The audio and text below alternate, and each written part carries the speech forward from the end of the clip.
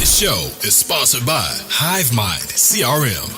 It is more than just a CRM. It is a real estate and business mastermind that comes with an all-in-one CRM. You can have unlimited websites and users. You can call, text, RVM, and email all in one user interface. And you can set up custom automations for any type and multiple businesses. 65% of companies start using a CRM system within the first 5 years of business. Once implemented, the HiveMind will save you on marketing, give you more time, and make more money. One of our users had his first $100,000 month using our system in June. We want to see you automate and accelerate your business. Text us at 210-972-1842 for future meetings, and of course to get our $1 course on how to make more than 6 figures on one land deal. You can schedule your free demo today at hivemindcrm.io.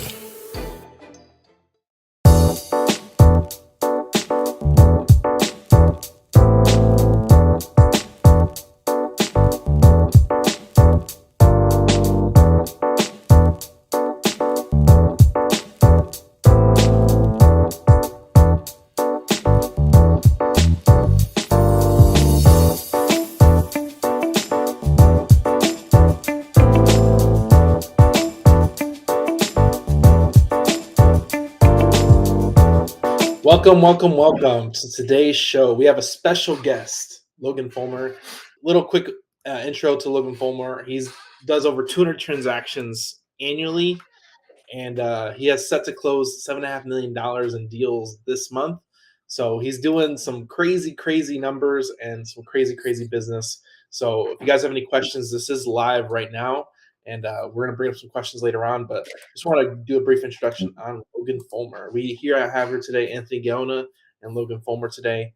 So one of the first things I love asking when we do this interviews is, how did you end up in real estate? Because I know you're oil field. So like, How did you end up in real estate? We don't want to go too deep into it, but that's always a good question. Well, so my mom was a realtor when I was growing up. And my dad was a CPA. So he'd always talk to me about finances, about people making money. And my mom's always talking about real estate. So it was kind of neat. The money stuff and the real estate, they're all there in the household. Made sense to me. That's how people make money. So I got in the oil business and I was working and saving and started buying little pieces of real estate. I thought, man, I'm going to go for broke here. And, didn't go broke. When did you start real estate though? So I've been in about 10 years. So 2012 is when I really started getting into it. I got a couple of rent houses at that time. I did a couple of flips. I realized I did the flips first. I did a couple of flips with my brother, and we did good. We bought a $50,000 house. Or no, let's see, we paid like $35,000, put 15 in repairs, and sold it for like $70,000. We made like $20,000 on this a long time ago. We did another one, we did okay. After we did a couple of them, we did all right, but we realized we were undercapitalized, man. And we didn't have a ton of experience either. I was like nervous. We needed more money to do these deals, in our opinion, at that point. So then I went to the oil field. And that's where I made the money. And then I started kind of easing back into it. That's cool, man. I didn't know that you were actually in real estate before you went to the oil field. I never knew that. I had like 3 or 4 houses. If that counts as in real estate, that counts. So my dad got sick. I was living with him, trying to take care of him and help him and stuff. And I was like, let's do these deals. And it was a try. I don't know that I'd say I was in real estate. I did a couple. Yeah. It counts better than in my book. I have that construction background with like 0 real estate. So yeah, I'm still the new kid, still looking around like, what the hell's going on here? Right. Dude. Right, so if anybody doesn't know, I did my very first deal with Logan and Ryan. I just posted online, and I posted in Roughneck to Real Estate. Shout out to Corey, Roughneck Group. And Ryan's like, hey, I want to buy that deal that you posted in that group. Can you go back and delete it? And I'm like, huh? Okay, whatever. I'm brand new, month in. I'm like, all right, delete the sucker. The guy said he's going to buy it. I believe him. So, I've learned a lot from you guys, obviously. Lots of trust there. Usually, like, anything they tell me to do, I'm just like, yeah, I'm just going to do it. It served me well. So, Logan has a good name in the game. So, yeah, man, we're excited to do this interview. So, Tell us, how do you go from I guess just easing back into closing $7 million in a month? Like, what does that look like? What's the transition like? See, we can fast forward a little bit to kind of get to the meat and potatoes of it. Man, yeah, it's interesting, man. I thought about this a little bit more in the last couple of years because the way I've been running this business has just looked different. So I got to think of consistent themes kind of that remain throughout this process. And I was always looking for a little bit better deal, a little bit smarter way to do business, a way to get a little bit better return on the investment. And I always had the constraints of what the capital that I had or the knowledge I had at the time. So all of the time, capital would expand because I'd heavily reinvest or save, and knowledge would expand. Just so as each of those expanded, we just kept stretching and stretching right at the edge of where those were. So it started out really buying some vacant land on the east side of San Antonio, and then I started buying some foreclosures. Those were great. You could buy them, either do a remodel and sell it, or you could literally, there are a lot of times I bought it, just put for sale sign in the yard the next day and sold them and made good money without doing construction. Sometimes they even change the locks, dude. It's nuts. Yeah. So I like those deals. But from there, it started to get harder because you couldn't get the foreclosure deals anymore. So I'm thinking, dude, what do I do now? I still need to find good deals. And I've done a couple that were trouble deals, just had lots of owners, title problems, just code liens, all kinds of crap. And I remember looking back at the end of, I think it was 2017, maybe. The market started to get a little bit hotter at this point. I was looking at it saying, God, where did I get my best deals? And I remember looking at the ones that were all complete messes. And I remember those all had the biggest spreads. So I thought, okay, I think we should try to focus on these. And at that point, I started telling people, I want the messy ones. I want the troubled ones. I want the hard ones. And I started marketing for those. The ones that are really behind on taxes, the ones that had Liz penances filed, no land records, lots of like erroneous documents. You see all these messes and say, let's go after that one. From there, it started to grow. I would do it because a lot of times you have to buy these cash. You can't use any lending because you can't get a title insurance policy because they're title problems. Mm-hmm. So I'd buy cash, a $50,000 lot, $80,000 house, lower price stuff. And as I started to learn how to resolve those, I started to get a little bit more confidence. Because you're going to rip this check and hope you're going to fix it. And we finally got to this point where I realized we're fixing 98% of them. Every once in a while, we'll run into a problem where we really don't think we can fix it or it's not worth fixing. Most times it's working. So I started up in the ante. $200,000 deal, $300,000 deal, $1 million deal. I have the biggest one right now I have is $3.2 million. Wow. Nice, dude. Are these all, are you still, even if you move into these larger ranks, are you still following properties or are you just now starting to go into more like any route? No, they all still have problems. They're just different problems. One of them had a terrible tenant. The owner of the property had sold the business that was in that property. He sold the business to another operator, and the new operator was running his business in there, and he was paying rent. The tenant was screwing up. He'd gotten behind, and then the guy that owned the real estate had started having problems in his personal life. He was personally behind on his taxes. The tenant wasn't paying him, so he couldn't pay his bills, and he didn't resolve it quickly. So it started to get deeper and deeper and deeper. But when you got a tenant in there, you don't just say, get out. You have to sue the people in a commercial situation, usually, if they don't leave. Mm-hmm. And these people had tons of plant equipment, tons of inventory. I mean, you ain't just moving out like an overnight deal. I mean, to move this business was about a $70,000 move.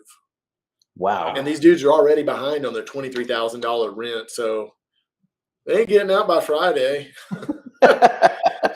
So the dude just wanted to just tuck tail and run, like to just avoid having to deal with all that? Right. And I've been working on this dude for 2 years. Finally, he gave in. He beat me up on the sales price a little bit, but it was still well within the range. So I closed on it, and I basically just let this tenant keep failing. And when they got far enough behind, that's when I started to do the lockout deal and then start sending them notices. Mm-hmm. So it took 9 months on that one. You had to really get really out. But the issue is, you got to watch out, because if you sue them while you're doing this, I planned on selling the real estate. I didn't plan to keep it anyway. I got a great deal on it. I'm going to sell it, make good money. So the whole time, they finally hired an attorney, and I thought, if I sue these guys, they're going to file Liz penance against the property. Although they shouldn't, they'll still do it, and the judge will let it stay, and the property's locked up. I can't go sell it and get my real money while I'm fighting with them over the $100,000 in rent and taxes they owe me. And the so money I make on the building Yeah. I let the idiots leave without suing them at the moment. Mm-hmm. So I helped them pack up. They packed up on quite a bit of it. I got guys out there hauling the rest of their crap out right now. I'm paying for it, but I'm running a tab. I got a buyer for the building. It's in contract to sell right now.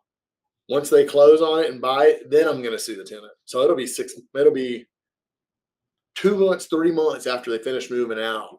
So they'll get hit later. But I got to dispose of the real estate so they can't lock up my sale. Oh, wow. Smart, man. Yeah, I didn't even know you could even do that. Yeah.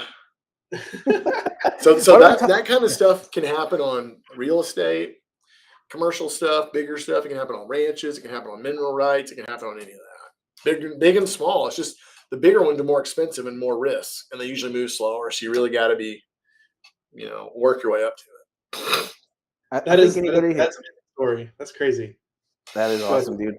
I think anybody that knows you or has known you long enough knows that you spend a little bit of time in court. You want to kind of go into that and tell us what that looks like on the purchase side or the sell side, like things you should probably avoid, look out for, like places where you've got stuck before.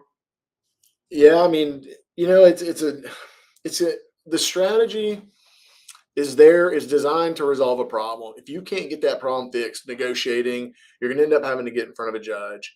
And there's always a solve there. There really is. The tough part is fact patterns are never what folks think they are. So you really got to understand what you're getting into and understand the risk. Even when you're right and you 99% think you're right and your attorney tells you you're perfectly right and all this, that doesn't mean the litigation is going to shake out the way you want. There might be all kinds of facts that you didn't know, didn't understand, and you wind up making mistakes or have made mistakes in the process. So just because you started this whole fight doesn't mean you're always going to win it. Now, if you're measuring your risk and you're really careful and you have good advice along the way, 9 out of 10 times you should prevail, especially if it's a business purpose. It's not just you're angry at a business partner and you're going to sue because you're an asshole kind of thing. And you want to get, if it's pride and ego related, you're going to get in real trouble. If it's a business case, you got better odds because you're measuring your risk. But most of the time when there's a big problem, 80%, 90% of the time or higher, we get it resolved by just negotiating with people and not being knuckleheads. But you've been on a deal with us where you saw us have to go a long way on several crazy people. Two of the prior owners, God, that thing took 1.5 years. I think we did a lawsuit. I can't remember. I know we did an eviction. We had a lot of slow play in there. Sometimes you really want to speed up, put the gas on there, put the heat on everybody, and sometimes you want to roll slow. So if you're really trying to put the heat on, even if you don't know if the lawsuit's going to go all the way, sometimes you still want to file it and get it going because that lets people know you're serious. Everybody comes to the table with their evidence and their ask, and you really start negotiating hard, or you litigate a little bit, get some of the facts out, and then see, all right, how does your claim stack up next to mine? Now let's negotiate knowing with what we know, because one person's going to have a little more leverage. Sometimes that's the right answer, or sometimes it's just rolling slow. Yeah, man, that one was nice. That one was on the back burner for a while. Well, not in the back burner, but it took a little while, right? Somebody almost got hit with a bow and arrow on that one, didn't they? Somebody got assault charges that was in the property. Yeah, man. Those guys were making drugs, using drugs, wanting to kill each other. That shit was nuts. There was a gun involved, a crossbow. That's right. But and that one I say got that quick. I find like some real estate investors want things quick, easy, and cheap. All these deals are slow, hard, and expensive to resolve. But when it's done, you get a fair deal. We JV'd, if you remember, we JV'd with the current owner of that one to help clear up the title claim, the cloud on the title. We JV'd with him. We paid him a split. You brought us the deal. You got a split. And then we got a split for making the deal work. And I think we all walked away feeling good about what we got out of it based on what we've all brought to the table. Heck yeah. No, that was awesome, man. So are you still like publicly pushing for these types of deals now, or are you going a different route, or what are you thinking? Yeah, I do talk about it, and we get a lot of referrals from that stuff. And we're still looking for stuff with issues. We've just gotten better at sizing up the problems and being able to ascertain, we think this is one that's more solvable or not, because we've just been through so many now. But I'm still talking about it. No, that's awesome. And yeah, because I didn't want to push more stuff like that your way if you weren't looking for it, because I know some of those get bloody. But yeah, I'm probably your best like eyewitness, because every time I see something that looks messy, I don't even slow down, man. Like I kind of know what to do on a lot of this stuff, but I just push it straight to you guys. I'm like, yeah, you can have it. You guys figure it out. Just give me whatever you think. It's kind of funny too, because on our very first deal, I remember you guys asking me that, like, hey, what do you need to make on this? And I'm like, just give me whatever you think, whatever's fair. Yeah. And then still to this day, when I send you guys something, I'm like, I don't know, just whatever. I just know you guys are gonna take care of me. Because I guess you can measure how big the problem is going to be, and I can't, and it's easier for me to just throw it to you guys and just keep on moving. So yeah, it's pretty awesome to have a connection like that. Yeah, man, absolutely. That's dope. So one thing we kind of mentioned before this is now you're kind of like a manager. Now you've kind of built out your teams, and you even made a post today that you're looking for a hot new hire. How big has your team gotten, and how has expanding past like the real estate business? Because now you're not actually in the day to day. You have people for that, but how does it positioning yourself onto that manager position? Well, my office includes about 15 people now. We got a couple partners here, and then we've got some administrative. We got some lead gen and some dispo folks, and then some transactional folks that are dealing with contracts, dealing with title a lot, whether it be an asset we're purchasing and reselling, whether it be something we're buying to keep, whether it be in the wholesaling business. So it's about 15 of us. That's about as big as this organization really needs to get. I don't know that we're really going to need a whole ton more people, a few more acquisition people, but I think we've built out enough infrastructure that we can do a lot more deals than we're doing. At this point, it's just knowledge and capital. And I think that's our growth pattern, really. We really have the people we need. I don't know if we even need more. So that's neat. That's good to know. And in the last 6 or 8 months, we've really been working on just strategy, where deals are coming from, what we're doing with them, capital management plan. You got to have a lot of runway. Like we were talking earlier, you really have to plan how this is going to work. Because if you're going to lock up capital for a month, it's not that bad. If you're going to lock it up for 6 months or 12 months or intermittent times, you really have to have a kind of a waterfall plan of when you're spending this and when it's coming back in to make sure that it balances. Otherwise, you'll get stuck in a cash flow crunch. And any growing business has to think about these things. Some folks that are leveled, they don't, because they're kind of expected and consistent and all that. But if you're trying to grow, you better. So that's important. That's what we've been working on a lot there. In terms of the management stuff, you got to think of different things. I'm really trying to look at some of the other partners I've got and some of the other businesses we have and say, how can I affect them to help them be successful? Sometimes it's talking about their own personal finances. Sometimes it talks about how they're managing their day to day. And sometimes it talks about, what kind of training they're giving the folks in their company. It's a whole different look. I've been spending a lot of time working on this new office plan. We bought an office, got a bunch of tenants in there. We're remodeling it, stuff like that. That takes a ton of work, but it's preparing another 5,000 square foot for my people to get into in January. That's stuff I got to do while they're doing what they're doing. So that's kind of my contribution to help putting, the feet under them. Yeah. When you got to be the legs for a lot of people, that's where things get heavy. Right. Or maybe another thing you don't think of. So in the last 2 years, we started using a little bit more credit lines with banks. After we built some time and some growing concern and some financials, the banks around and said, hey, we'll offer you a fair amount of credit lines. So it's nice because we've got our resources and then we've got some extra there with the local lenders. But what that requires is financials have to be produced on a regular basis. They have to be clean. You got to take a minute and explain, because our business is changing so rapidly. This financial relative to 6 months ago might look radically different. So I got to go in there, explain why, keep them up to date, and keep them comfortable that these credit lines that have extended to us are still safe. And what we're doing with their money is still what they want us or feel good about doing.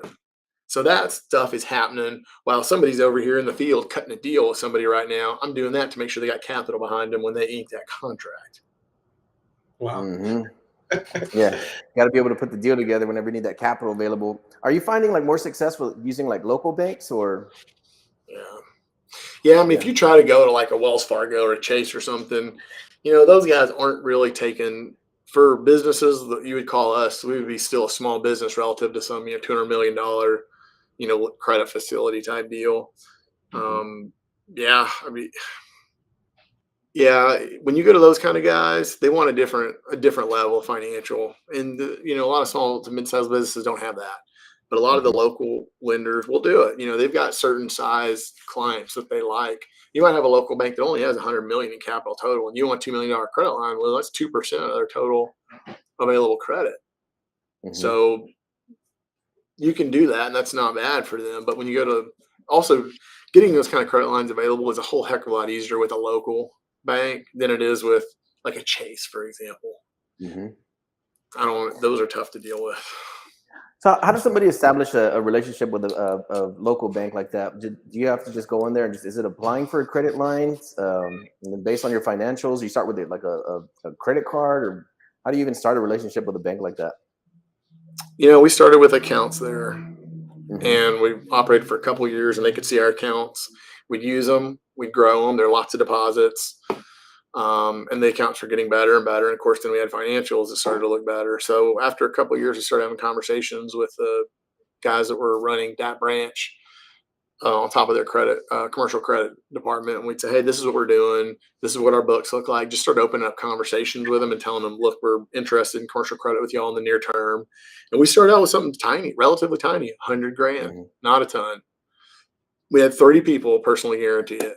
And everybody had good financials. So they were thinking, of these three, if they default, one of these boneheads can get the money. Neat thing is we always had some real estate. We have not had to pledge the real estate because they believe that we could make good on that debt with or without collateral. So we started there. And then you operate for a year. You draw a credit line. We'd use it, and we pay it back quickly. And we'd use it, extend it for a month, 6 weeks, pay it back. Boom.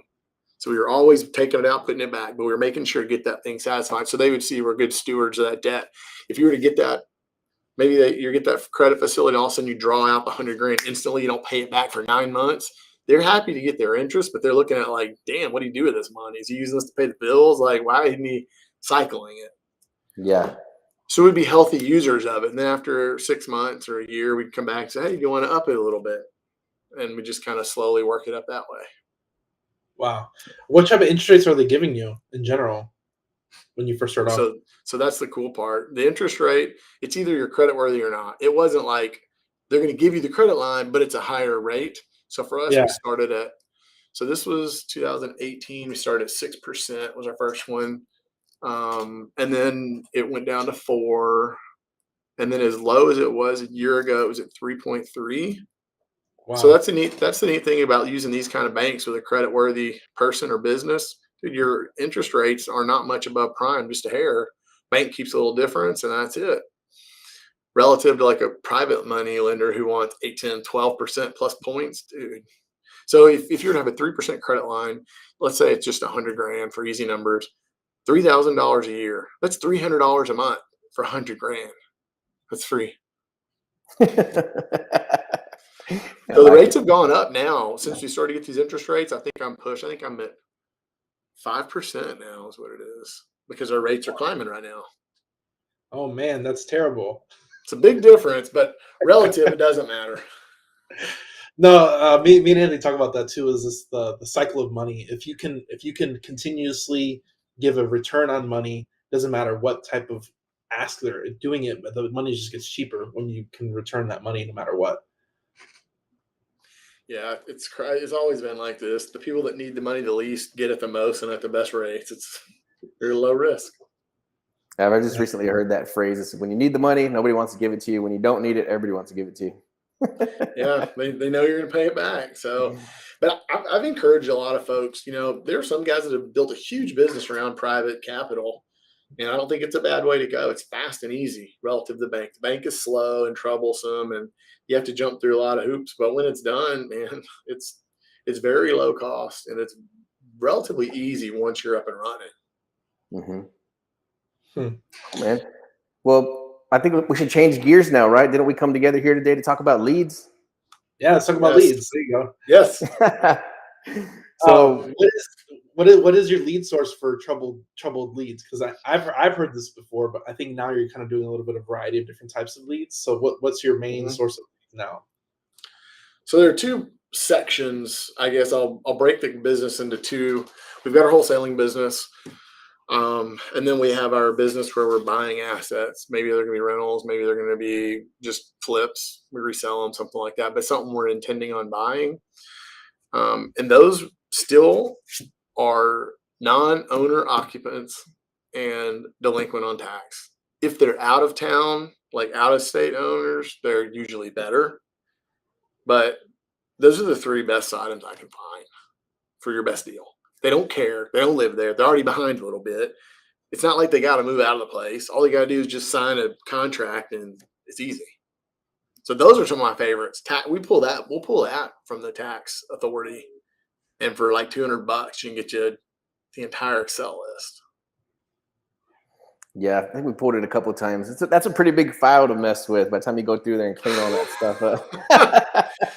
Right. But the neat thing is it's cheap. So you can, we started out doing that stuff just in Bexar County. Those were easy. Now we're at the point where we just recently, for the wholesaling business, pulled a lead list that includes, basically we took I-35 from Oklahoma to Mexico, and we drew 60 miles west, 60 miles east. So it's a 120 mile wide band from Oklahoma to Mexico.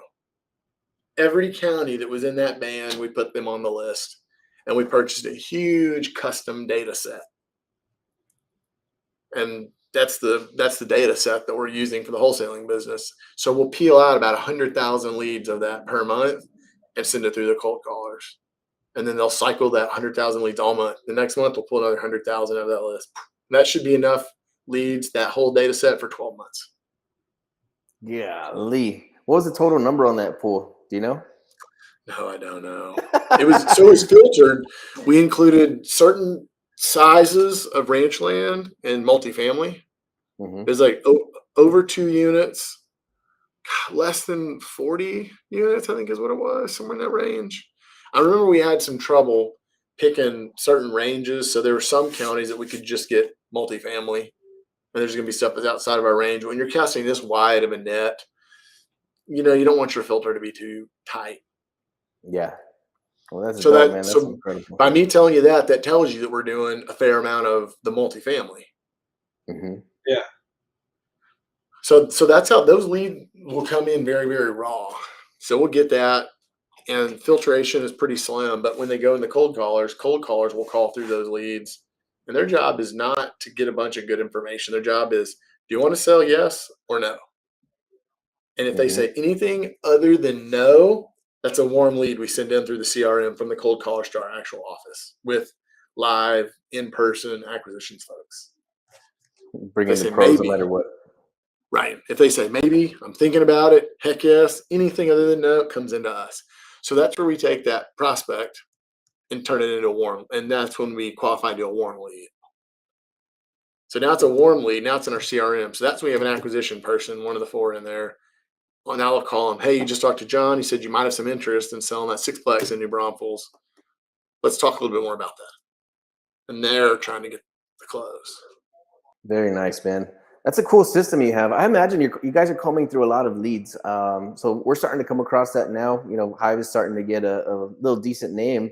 So people are reaching out to us from all over the country and sending us stuff like, hey, I think I have a lead. Hey, I have this. Oh, and so we're trying to systematize that inbound lead flow. And I guess 4 people could probably handle it, but we're still trying to piece that together. So can you tell us what that looks like handling inbound leads? Is it just kind of go like round robin to each person, or does somebody specialize in each different type of lead? And then I think we're spending a lot of time underwriting or running comps. How does that go? Is that in-house too?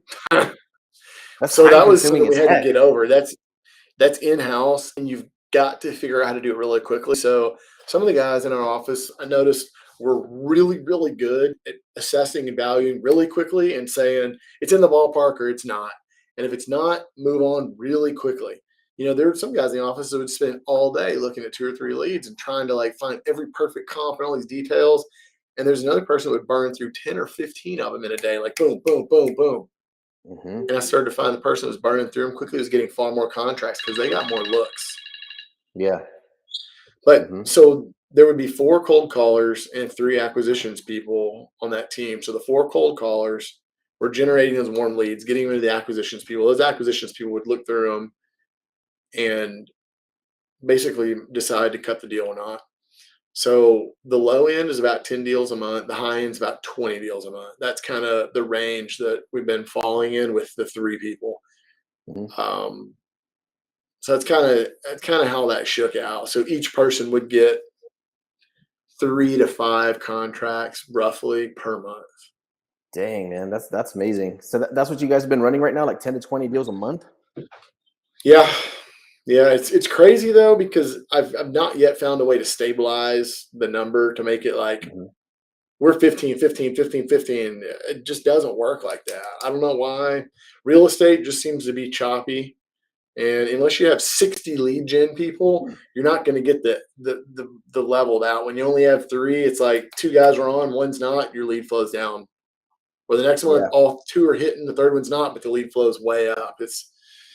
And that's a big range, range from 10 to 20, that's a 50% jump or 100% jump, Mhm. that's a big swing. Yeah. Or you'll have these weird times where like a lot of deals are supposed to close in April and like half of them get pushed to May and they all close the first week of May. So it Mhm. skews the number dramatically. Yeah, we were just talking about that earlier, Daniel, myself. Like it's like 1 month, like we're just feels like we're just firing on all cylinders and everything's popping, and then 1 month it just goes a little quiet. So we're like, I don't know. I guess that's part of catching the rhythm. I don't know. You're like, did we lose it? Oh my God, it's gone away. That Yeah. that's not an easy solve, man. There are some folks that are doing lower margin and much higher volume. And for them, they seem to like that because when you get at a higher volume, it seems to be a little more consistently. It's at least 20 a month, but they're smaller spreads, 3, 4, 5 grand. So if you can have a trade-off, you have a lot more organizational churn. I don't really want that. I want more efficiency than Yeah. just constant churn. That's not what I like. I think what separates you guys too is that you're doing bigger deals in general. So 10 to 20 deals a month. You might do 10 deals that might net 500 grand, but you do 10 deals the next month and it's a million. It's the same Right. same deal flow, but you're messing with the numbers on the skew. So I think for you it's a little different because it's the deal size bigger, which is good because you're capable to take on any type of deal in general from any size. That's Bigger. true. It's taken us longer to figure out how to, like Anthony was saying, to underwrite those. Something else I've noticed is a really just now that we have enough trailing months, this wholesale business started last September. It's doing really well. It's generally stabilized. And what I noticed is about 50% of the revenue is coming from about 20% of the deals. Another 80% of the revenue is about 20% of the deals. So like what that means, the average assignment fee is 15 to 17 grand for 80% of those. But the other 20% have big old honking fees. I'm talking multiples of that, big multiples of that. So there's a large chunk of revenue come from only 20% of the deals. But my first response as a manager to that is, well, why don't we just do more of those bigger deals and less of the smaller ones? And we tried to shift marketing a little bit that way, and we realized it doesn't work that way. You have to cast a wide net and churn through the small ones. You have to have those conversations because those big ones, you can't really focus on those because it doesn't happen that way. They happen to be in those massive lists, and you're basically looking through for a needle in a haystack. And if you don't look through that haystack and find all the other hay, you're not going to find the needle too. So you have to be doing, for us, you have to be doing the 10 to 15 deals a month to get those extra 3 or 4 that are the whoppers. Yeah, I That's a did good it tip. backwards. What's Yeah, that? I was doing it backwards. I was going after these giant land deals, and that's why I was only doing 10 deals a year. And then now that we're trying to up our volume, I have the team here. We're running deals, and yeah, some of them are $5,000, and I'm like, hey guys, trust me, the big ones are in here. And sure enough, yeah, we'll get the big nice ones come across too. But you're absolutely right, man. And I'm just experiencing it now, trying to cast a wider net, and that's what's kind of we're trying to catch a rhythm of trying to even all that flow out, both ingoing and outgoing. Yeah, the word you're using, rhythm, I guess, is a good one to use for that. You're having to really pay attention and watch how things work, and building the business is one thing, but optimizing it is a whole different ball game. That's Yeah. such a good tidbit, man. Such a good tidbit. Um, can we talk about your I hate that you sold your office, but can you talk about how you found that deal and like your whole time for that? Because I loved your office when I was there, and that was the last time I saw you. in San Antonio. But Yeah. let's kind of cover that deal, how you found it, where you purchased, Yeah. price it. Like now that it's done now, because you've done sold it now. Well, we haven't closed. It's supposed to close in about 2 weeks. Oh man, okay. So we're close. So Ryan and I were looking at the foreclosure list in 2018 wintertime. It was September, November range. And we were looking at a particular zip code where most of the houses were selling for less than 200 grand. And we see one of them for 490. I'm like, dang, that's an expensive one. What the heck? Is it a commercial building? Is it a big piece of land? And this was a smaller infill subdivision right adjoining the Pearl. And I was like, man, that's a strange price. So I Googled the address and see this big old historic mansion. And I think, oh, what the heck? Okay, this is interesting. And I've never done one like that before, but I thought, well, how do I size this up real quick? So we drive by it, and it's just a neat thing. And I thought, man, let's call this guy. What the heck? Or actually, Ryan was the one that suggested. He goes, why don't you just call him? I was like, okay, why not? We've been looking for an office, and we thought maybe it's big enough because we were leasing an office at the time. So we meet with the owner. We walk the place. And I'm saying, hey, man, you thinking about selling this? And he's like, I kind of have. And in my mind, I'm like, well, you better do it before next Tuesday or the first Tuesday of next month, because that's the foreclosure. But I never told the guy I knew he was in default and knew it was going to be sold because I knew if he owned this, he had some money. I figured there'd be some pride and ego issues there. So I didn't talk about the foreclosure. Never to this day. So we talked. I made him an offer of he owed like $430 or $440 or something on it, and I offered him $500. That way, there were outstanding taxes of $30 or $40 or something like that. So my estimate was, the loan was only 2 years old, which I thought was strange.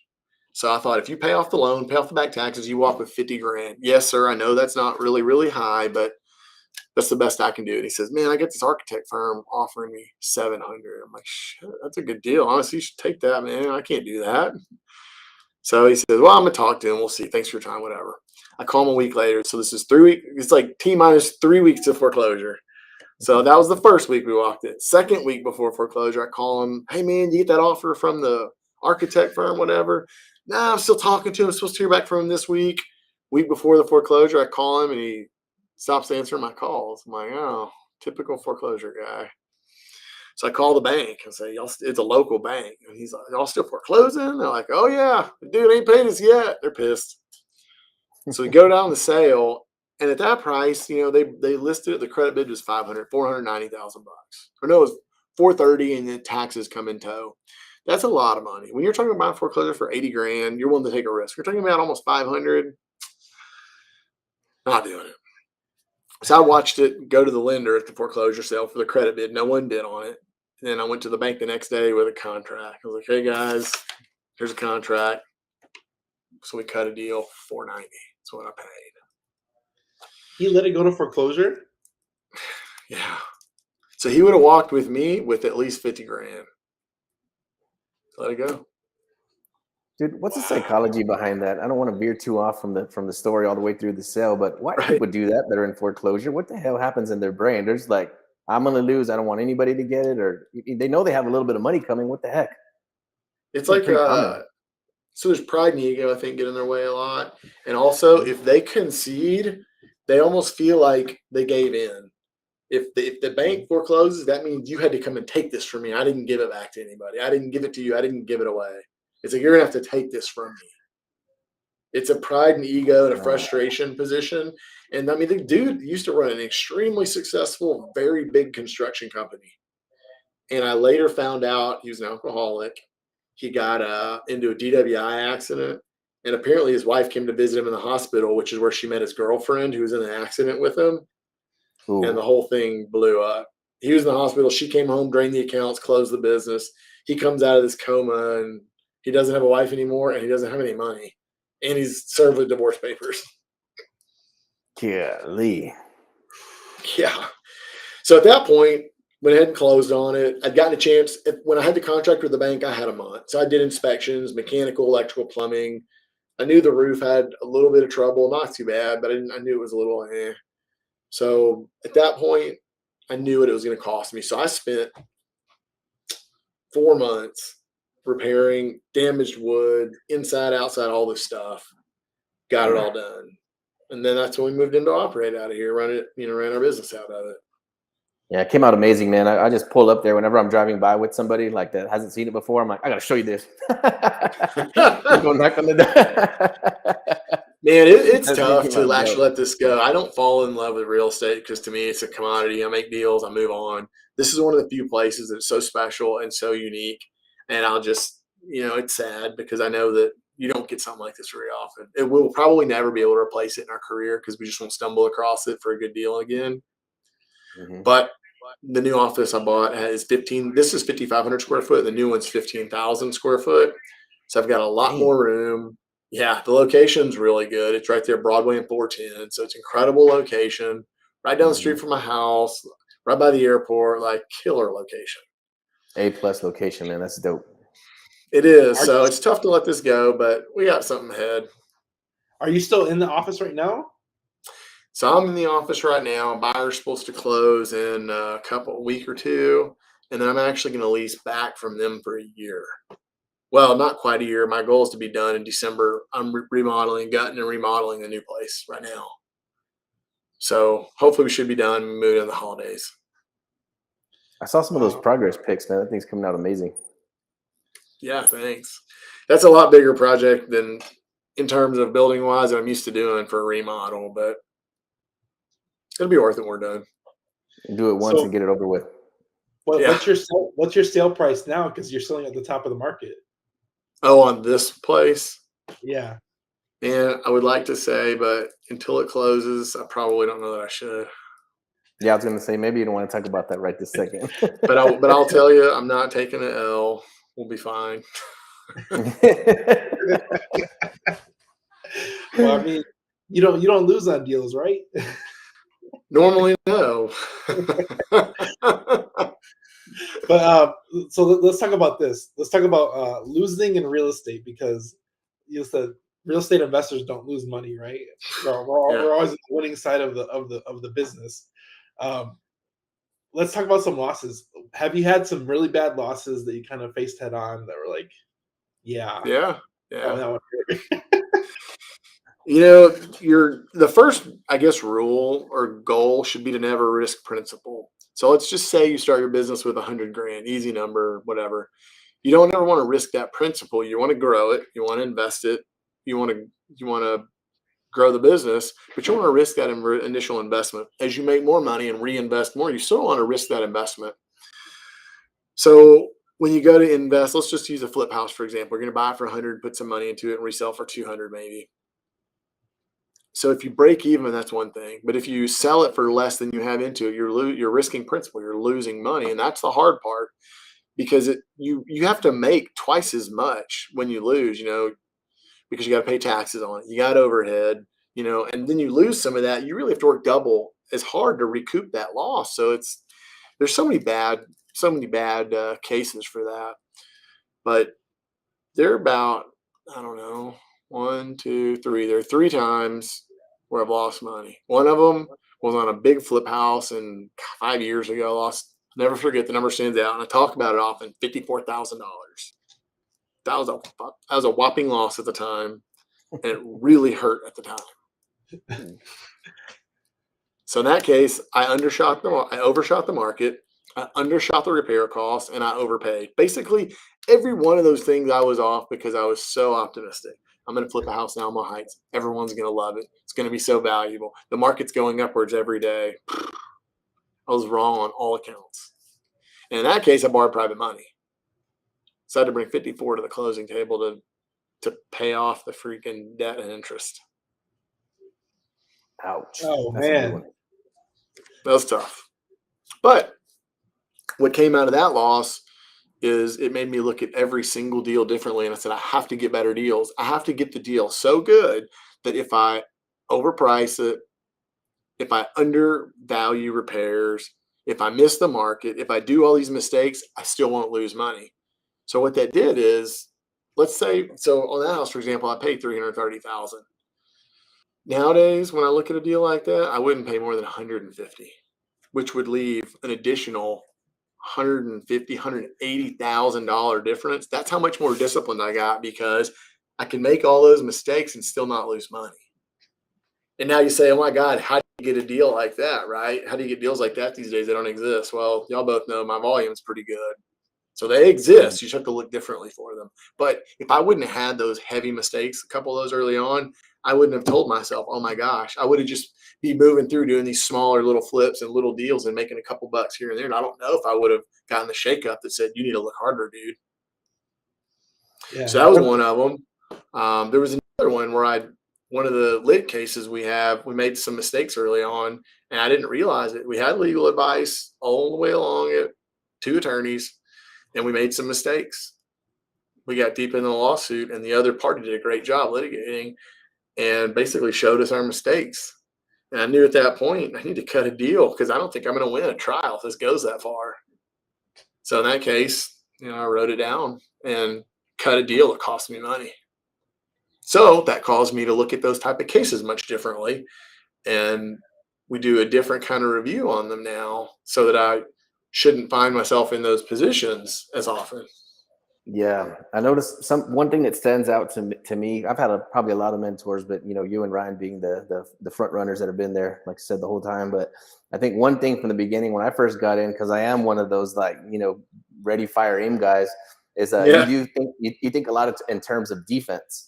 And at first, I was kind of a little annoyed by it. I'm like, this guy's too careful, but everybody thinks you're negative Nancy. They think you're negative Nancy. They think you're always talking shit of a deal. They think it's no fun. But you know what I'm doing? I'm making sure no one loses their ass. Yeah. And I'll tell you what, I have 3 losses. One of them I only made $1,500 on. It was a flip. I call that a loss. I worked on it for 2 months, invested money, and walked away with $1,500. I had a partner in the deal, so he got $750 and I got $750. I worked 2 months for $750. That's a freaking loss to me. Yeah. But I want my 2 months back. Yeah. Right. Yeah. I want my 2 months back. You can keep the $750. But so those deals cause us to look at things differently. And now I'm never worried about the profit anymore. I'm worried about all the ways you can lose money. And if you assess a dollar amount to all those and get a subsequently equivalent discount to those potential risks, now what you have is a margin of safety, but it's a convertible profit margin. It can be a margin of safety or it can be profit, but it can convert into a margin of safety if the market starts to weaken, if you make mistakes. So let's just say you think you're going to have a $50,000 profit. I look at that as a $50,000 convertible margin of safety. I can make $50,000 worth of mistakes before I risk my principal. Mm-hmm. So yeah, sometimes people bringing us deals are like, dude, you're looking for everything wrong with this. I'm like, that's exactly what I'm doing. And I know it's not fun, but I'm making sure no one's losing their ass. No, man. Yeah, I feel it. And like I said, I just from being around you now for a few years, I am thinking in terms of that more because now even, being in business with Daniel with Hive Mind, I'm like, you got to think about this. We got to watch out about this. You got to factor for this. And he's, still in the extra optimistic phase, I guess. And then I'm the one that has to be the one that says, dude, you don't know that. There's no possible way you can predict that. We need to. And then I kind of hear you in the back of my mind too, coming up with this stuff. I'm like, I'm just telling you, man, you have to look at the things that could go wrong. You have to. And the neat part is you've had some experience now, and I'm sure along the way you made some of these mistakes, and you say, "Man, I learned from these guys because I've watched and heard it." But I've also had a couple mistakes, so now I can see, dude, I don't want that to happen anymore. Yeah, I think you got to kind of learn through some pain, right? It's like your parents tell you, "Don't touch that hot stove," and you do it anyway. I've been coming to find more of that in business. Is that like, yeah, they can give you all the good advice, but are you going to take it? Yes or no? And right. I am, like I said, since I am that over optimistic, ready, fire, aim guy, I got to kind of, tame myself down and say, hey, let's take a wider look at this and make sure that we're not walking into any traps. Absolutely. And we recently had one, right, Daniel? We had a pretty big scare there for a minute. What happened? Man, it's a long story, but our payment processor was charging us incorrectly for 4 months. And once they caught it, they ran our card all in one day. So we paid back payments for 4 months for, almost 400 subscribers. So yeah, it wasn't amazing. Yeah. Ooh, ouch. So yeah, talk about having to make a miracle happen in just a couple of days. But yeah, that was a real, we were like, yeah, dude. So, I mean, you live and you learn. It's nothing that we could have predicted, nothing we could have foreseen, but it's the thing that I've been talking to Daniel about since we started this thing. Is like, yeah, you got to be prepared for surprises. You know, you have to factor in the unfactorable. Yeah, so it's true, and there's no better time to think about that than right now. You've got interest rates ticking up. It seems like every month. We've probably got a several point increase on the horizon between now and the end of the year. I've heard potentially as much as 2 and 3 percentage points, or basis points, whatever, 300. That if that happens, that's going to immediately change the market. I've been so bold as to say if we had a single 100 basis point increase, which is equivalent to 1% of interest rates, I think that would almost freeze the market. The capital markets would hold for just a moment and see what the heck's going on. What are we going to do? Because that's a dramatic change. Biden's been issuing a bunch of stuff lately saying their intent is to get control of the inflation. Only thing that will do that right now is a radical, dramatic action. And the only tool they have left is interest rates that I know of. So what do you think needs to happen, man? Can we get out the crystal ball right now? Like, what should happen? And then let's say, if the things run to hell, like, I hate to predict the future, right? But can you give us like what could happen here? Like, what's worst case scenario, and then what's the fix? What's best case scenario? I mean, I don't think anybody's smart enough to really predict what's going to happen. The smartest minds on Wall Street still haven't been able to predict it with any kind of consistency. So, but what we can say is we're far along enough in a real estate cycle where it should be time for a correction. We know we're seeing a lot of inflation. We know we're seeing asset values and expenses run much faster than salaries are running. So you got a lot of things that are coming to a head, and all it takes is a special surprise over in Russia or China or wherever, or any other unknown list of things that could happen, and credit markets freeze overnight. Stock market's already damn near been a free for all for the last couple of weeks. So, I mean, you just have a lot of those conditions that are happening. You say, what are we going to do? Well, somebody asked me that a couple of weeks ago, and I said, I'm not going to do anything. And they said, well, why not? Because we've been cautious with our capital. We've only been buying assets that we're going to either resell or we feel good about owning if we don't resell them for the right money and the right time. Anytime we've been taking down stuff, we make sure that they have good cash flow. We're not buying anything that's not really a cash flow asset, because in case we get stuck with it for some reason. We're also buying with pretty darn good discounts. A lot of stuff we're getting between 40 and 60 cents on the dollar. So the market can fall by 30 or 40%, and I can still sell it and get my principal back. That margin of safety thing we're talking about is still really heavy. So I don't know that I change a lot. I continue to buy at the same rate. I continue to buy at the same discount. And if something dramatic happens, I can discount things and sell them and still get my principal back and still remain liquid, I believe. Mm-hmm. But what is a different thing at this point? For the last 10 years, all these hedge funds have been in love with single family housing after BlackRock hit their home run buying all the single family houses. Mm-hmm. So, I wonder when we start to get some softening in markets and real estate markets and things, do we get the softening in the single family houses? Maybe we do, maybe we don't. But if we do, I still think there's a ton of the investment grade buyers, not investments like flippers, but I mean institutional grade buyers. Right now, they're buying houses by the boatload. I'm talking mega. So that could probably still exist because they're doubling down on single family housing. It's proven to be a really good investment over time. Mm-hmm. So my gut tells me there's still probably going to be a lot of those big fund buyers still buying single family. So I like that because that tells me, all right, great. Maybe I don't buy so many ranches. If I can get a good deal in offices that have cash flow, I'll keep buying those things and kind of improving them a bit in terms of the economics, and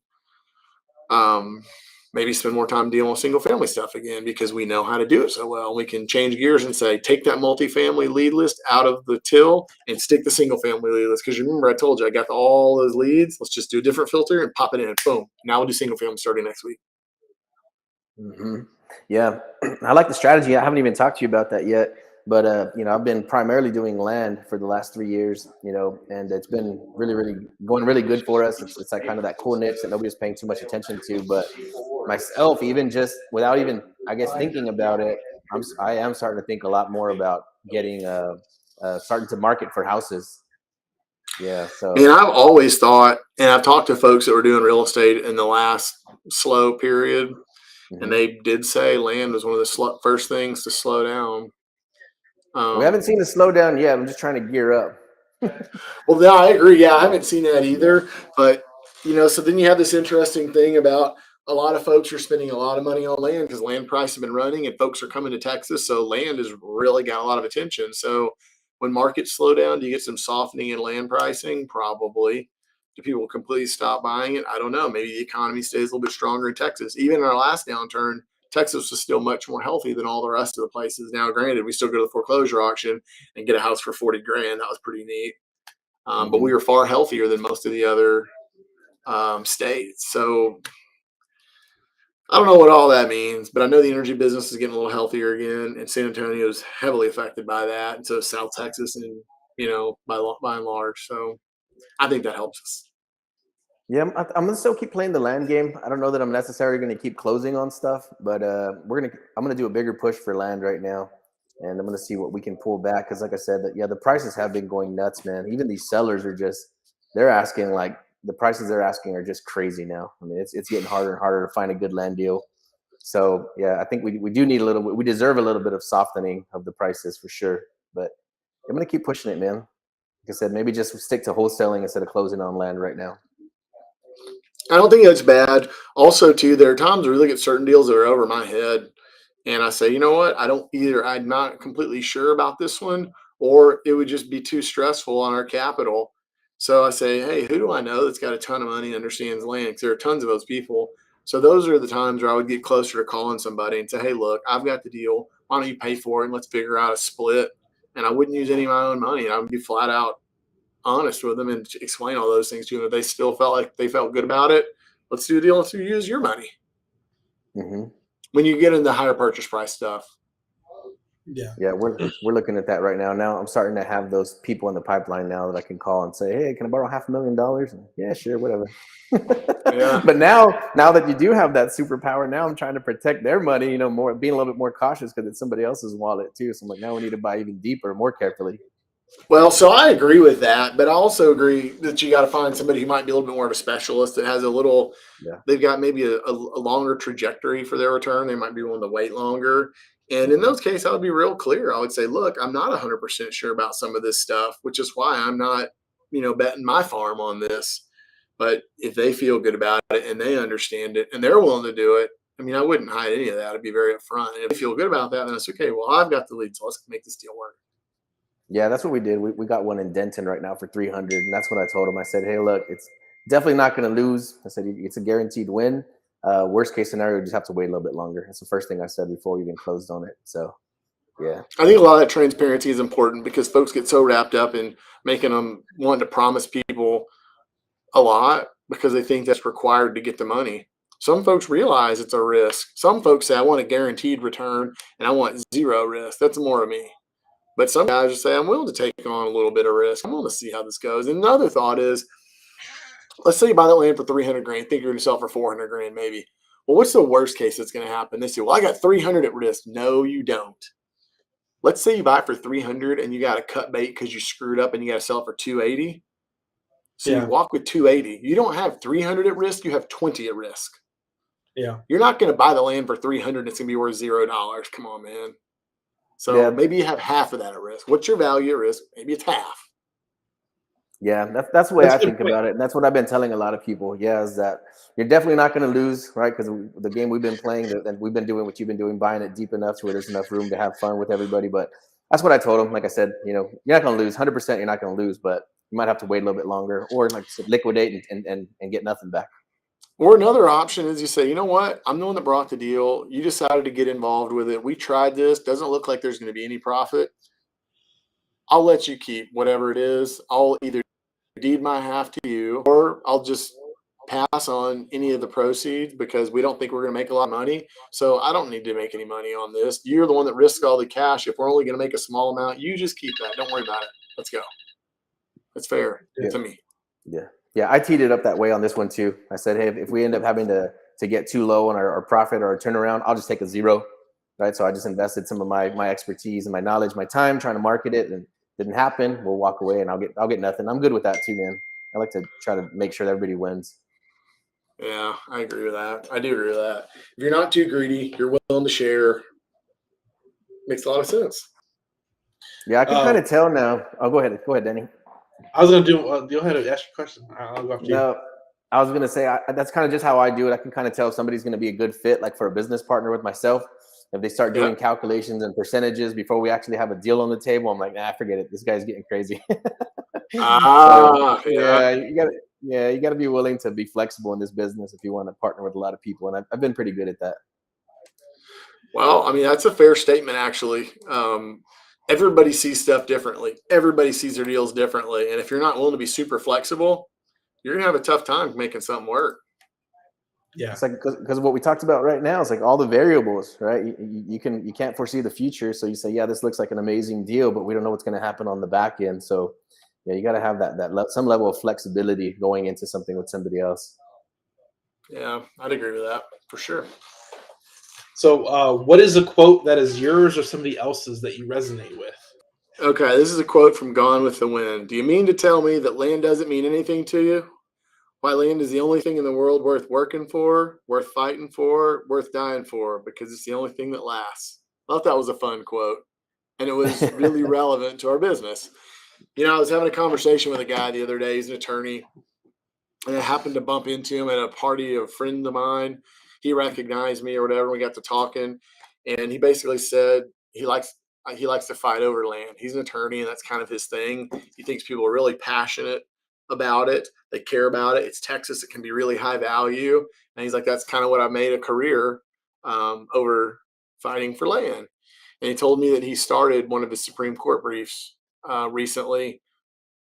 The opening of that pleading had that quote from Gone with the Wind, and it was a dispute over land. And I thought, dude, that's a really interesting opener. So I like that. And try to set the tone of everything from the very beginning. Yeah. He was skilled, man. I was really impressed. So that was fun. Dope, man. Hey, yeah, so we usually wrap these up like right about the hour mark, man. But is there anything you want to cover or talk about right before we head out? We got time if you got time. I feel like there's just so much. I know you have so much information inside that head of yours. I feel like we didn't wring out enough of it. Yeah. I don't know what's relevant right now. You know, I mean, I think something that's just important for folks to be aware of and talk about right now is the market changing. You know, I think a lot of people are going to get their butts handed to them, and I don't think we are, and I don't say that in a cocky way, but I think the reason I say that is because we're paying attention, we're preserving capital. Every day we're looking at what's happening. We're trying to be thoughtful, make decisions based on that. And that doesn't mean we're scared or fearful. You know, we're working our way in through stuff, but we're watching and paying attention the whole way. So when things change, we've got exit strategies, we've got backup plans, and we should be able to catch it as quickly as things start to change. We should be really, really ready for that. So that's something I want to bring awareness to everybody. And I don't want to be, I got one guy in my office who's Mr. Negative Nancy, sending the fucking stock crash. I mean, all the negative news articles about the stock market in the morning. And then I got one guy who's the most positive, like almost to a fault point in the world. I'm more in the middle. I'm like, yes, I know stuff's going to be crazy out there. I know things are looking kind of bad in some ways, but I'm also not going to be stupid and just blindly go one direction. I'm kind of in the middle, and I'm watching it. And that's why I think we're going to do really well in a time like this. But a large part of people get hurt. They're heavily extended. They didn't plan well, or they just blindly led themselves into 6 deals and didn't have a backup plan or something like that. Yeah, that's what I'm trying to start to talk about a little bit more. Having those types of conversations is like, what's happened next? Because this is my first recession. Right? I've never been through one. Last time I wasn't in real estate, I was in construction. I didn't feel it. You know, I stayed busy as ever. I am trying to prepare myself and of course our peers and friends to like what to do next. So I guess if you're sticking a little bit closer to wholesaling, you're not quite buying in the buying phase of your career yet. I guess you're pretty safe in that area. Is there something that you would change in that regard? Or are you just trying to buy a little bit deeper? Or you know what I would tell people too is I see a lot of folks, they leave a job, they're making 40, 50, 60, 80, 100 grand, whatever, good income. They get out here and go do a couple of flips or wholesale deals, and they bring in 50, 80, 100 grand in a deal. They do that 2 or 3 times, and they have an incredible year. Good for you. Good job. But that doesn't mean you're going to go reward yourself and buy that gold Rolex for 50 grand or that $100,000 sports car. Not so fast. Times are changing. That might have been great 5 years ago, but times are changing right now. Saving, preparing, watching out for what's coming next, but having those reserves is what's going to get folks through that. I think that's what allows you to continue to build your business in a time that's uncertain. So that's something that I'm really pushing on everybody, all the partners in my office, all the people we JV with, people that I help advise, kind of mentor on their businesses. I harass the heck out of them. I still barely pay myself a little bit more than my best year as an employee. That's still my salary. Everything else is being reinvested. So you have an idea what some of our numbers look like. It's a very, very big percentage gets reinvested. That's what's allowed the growth, but also the protection. So that's something I like to preach about. I like to remind people to be disciplined. I like to remind people that humans can justify anything. I'm going to reward myself. I've worked so hard. You've worked so hard that you want to put yourself in a riskier financial position. That doesn't add up to me. You work so hard, so you should protect yourself. Yeah, I'm the same way, man. Like I said, I guess I've made a lot of money in my lifetime as a contractor, and I did spend it all. I mean, I just go out, pay for everybody. I've always been like that. And then now in business and knowing, like, just kind of, I guess, preparing, getting a little bit smarter, starting to buy stuff now. I'm playing a lot of little experience and a wisdom. Yeah. You see all that money, how fast it comes and goes. Like, you know what? I'm gonna start hanging on to some stuff. But yeah, I think I do a lot of that. I do a lot of reinvesting. I do a lot of sidelining cash, putting stuff away. I try not to do anything fancy, like too fancy. I see all these guys flashing online. I can't wait to see where everything's going to be in 12 to 24 months. See how the landscape is changing. You brought up a good point. You want to reward yourself? Go get yourself a nice dinner, not a Ferrari. Yeah, I agree. Yeah, we do it. We do it just a fancy vacation with us. Like we'll take off to South Padre for a couple of weeks and less Disney and less $50,000 vacations. Like I see everybody in Cabo at the beach. I'm like, I wonder if those pictures are still going to be there 18 months from now. Right.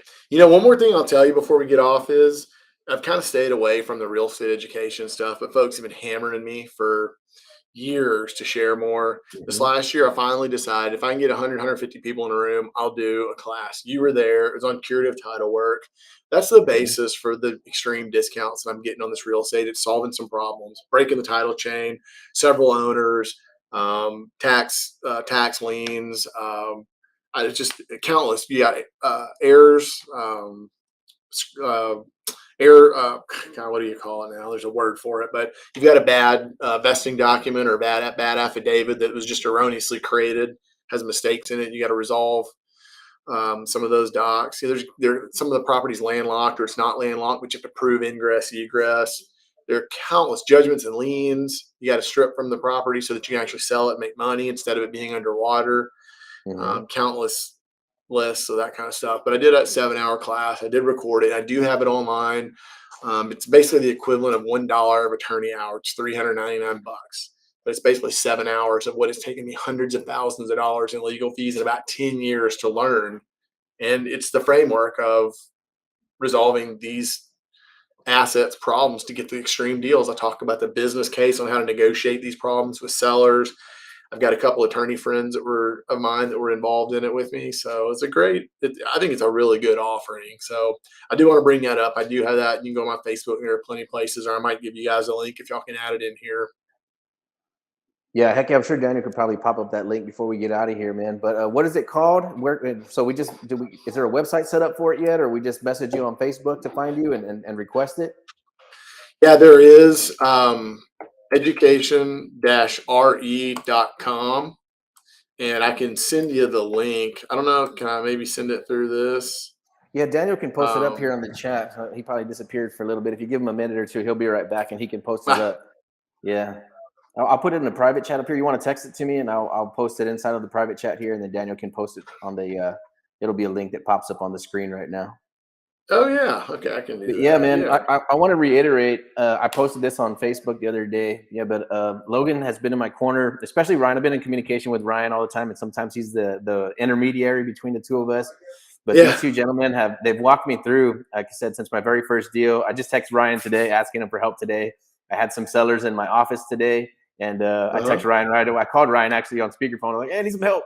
So if anybody doesn't know who these gentlemen are, I have people asking me all the time. They're like, man, I can't believe you've only been doing this for 3 years, but it's not me. It's never been me. It's seeking out mentors. It's working with other people that have been doing this a lot longer. And, somebody like yourself who's an expert, especially in so many different areas. I feel like almost like you're not even a real estate investor. Like you're leaning towards like a data scientist / like attorney. It goes much deeper than to just, signing some title docs and showing somebody a house. So it's like its own business in itself. So if you're offering something, what do you say it was, $399? Yeah. Yeah, I can imagine. I've seen a lot of gurus, posting this stuff for 20 and 25,000. That's what I feel like. I feel like the information that you possess and that you share, openly, because you guys have never denied me. You've never declined me and said, hey, we're just not going to help with that. Everything I've ever reached out to you and asked you for, the information's been there. So if I can't, there's no way to cover it all, right? It would take probably months and months to just cover everything nonstop. So for $400, guys, if you're in this space, if you're in the in real estate and you're trying to learn and you want to niche down, it sounds like you better get good at it right now with the market changing. Yeah, I'd say make sure you grab this link right here or message Logan. We try to get it pulled up right now, but if not, make sure you reach out, grab the information. It's something that you're probably going to have to watch 10 or 20 times, because even me being there at the event, like, dude, I topped it off. I was like, crap, I can't learn anymore. So I was hoping there was going to be a recording, so I'll make sure I pick it up right away too. But yeah, guys, check it out. Sure. Definitely. Yeah, you're going to have to get a little bit more savvy. You're going to have to learn a little bit more if you're going to want to stick around in real estate. I promise you, we're going to have this conversation again 6 months from now. We go live again 12 months from now. And half the wholesalers that that are posting every day on Facebook, they're not going to be here anymore. They're going to be selling cars, or they're going to be in construction. Yeah, that could definitely happen. When things change, we're going to see. Yeah, I noticed even just something simple like in San Antonio when the hail fell, when we had those hailstorms, everybody's a roofer, so yeah, you got to be prepared to change with the times. So no Daniel, I guess, I don't know if he's coming back or not. I don't know where he went, but hey, there he is. You get that link I just sent you? Hold on, I'll make sure it's in the. Yeah, so you want to tell us what's involved in that curative title class? I can do a brief recap, but you can tell us better. What is everything that people can expect to find in that link when they make that purchase? You went over easements, you went over all kinds of stuff.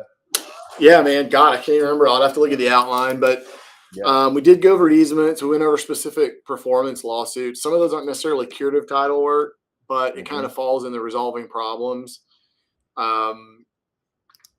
We talked about landlocked property. I talked about resolving judgments and liens. There's about 10 different kinds of judgment liens we talked about there.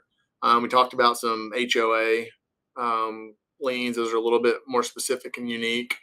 We talked about breaks in the title chain, orphaned and unresolved estates, unresolved estates. Those are some good ones. I had a couple of attorneys spend some time talking about those because there's a lot of technical stuff that needed to be part of that. So there's 2 attorneys there. And then we had some pretty good interviews with folks that are actually really formidable real estate investors. That was something I was excited about. We had some great people there. And what they were adding, I thought was huge because they've got tons of experience. And since this, I would call it discipline, doesn't really have a rule book. It's kind of just a lot of folks figuring out how to do messed up deals. Each person looks at it completely different way. So we had some really impressive operators that had some great advice throughout the presentation as well. Badass event, dude. Hard to imagine that was your first event. Yeah, thanks. Yeah, that was really good, dude. That was amazing. That was a good day. The show is sponsored by The List Guys. Do you need more leads in your local or virtual market? 1 in 10 small businesses don't invest in any kind of marketing. The List Guys have over 35 plus list types to choose from, and you can mix and match any list or criteria.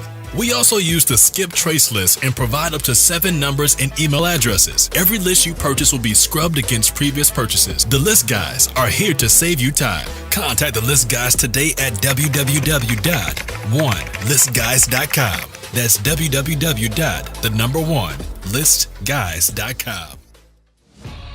So I guess that's it for this one, man. I would love to do this again, but thank you. We appreciate you coming on here and hanging out with us, spending some time together. I'll keep on sending you deals as they come across my desk. And look forward to it. Yeah. Look forward to seeing you soon, man. Thank you so much. All right, dude. I'll see you. Later, man. Thank you.